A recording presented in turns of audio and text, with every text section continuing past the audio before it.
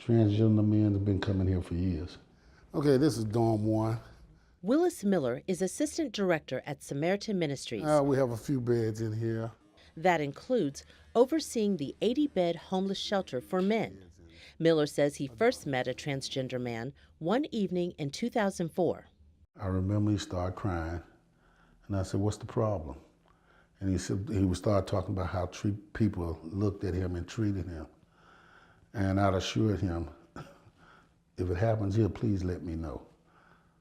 You know, I'm running this shelter, and I want everyone to be safe in here. And that means you too. In a year, an average of 1,600 people use Winston-Salem and Forsyth County's 8 homeless shelters. Of these, 6 receive federal funding from the United States Department of Housing and Urban Development.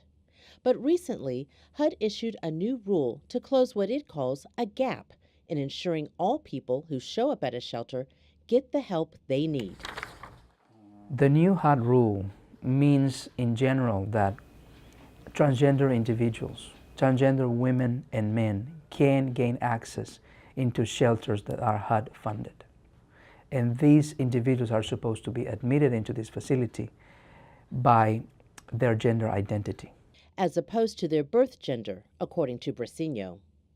A big challenge for shelters that cater to one sex, like Samaritan Ministries, they tend to have dorm-style bathrooms. So to help transgender guests at Samaritan Ministries feel more comfortable, Miller says they can use the bathroom reserved for volunteers, as well as using the volunteer sleeping quarters. The city of Winston-Salem distributes HUD funds to these homeless shelters and monitors them to ensure each one is in full compliance to all HUD rules. But if while trying to gain access to one of these shelters, a person believes they're being mistreated, then the city's Human Relations Department will take action. If there is any complaints about a transgender individual or any other individual not being admitted into these temporary housing facilities, which are shelters for homeless, they could potentially file a complaint with us, and we will have to investigate the complaint as in any other fair housing complaint that we receive.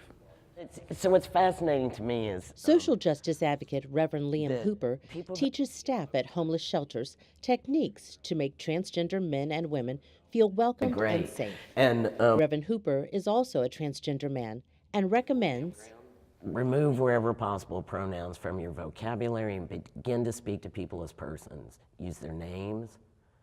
Just directly say, "How can I help you?" They have their own privacy.